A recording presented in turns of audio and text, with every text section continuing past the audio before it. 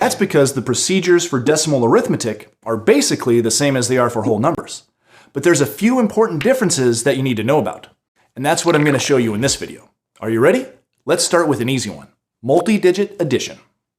When adding multi-digit whole numbers, the key was to stack the numbers up so that the ones place digits line up in a column, which ensured that all the other number places lined up in columns too. Then, you just add up the digits in each column, starting with the ones place and working to the left. Well, adding multi-digit decimal numbers works the same way. The main difference is that instead of lining up the ones place digits when we stack the numbers, we line up the decimal points instead. But wait a minute.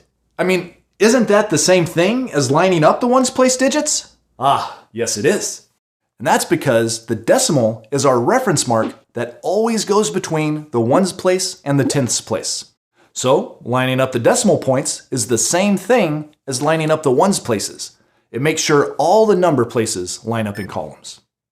Now, you've probably noticed that decimal numbers can have different numbers of decimal digits. For example, 10.8 has only one decimal digit, but 5.34 has two decimal digits. And what that means is that when you line up the decimal points of the two decimal numbers, they might not form a nice column on the right edge. Some of the digits might be missing. But that's no problem. Remember, if there's not a digit in a particular number place, you can just put a 0 there to help you keep track of things. Now that these numbers are lined up by their decimal points, we can add them column by column.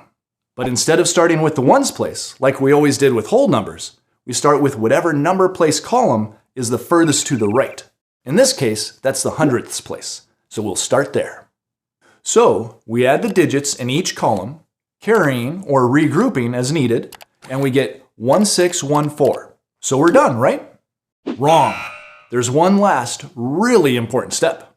Remember, we're doing decimal addition, so we can't just forget about that decimal point. We need to bring a copy of it straight down into our answer line, so we keep the same reference point for our number places.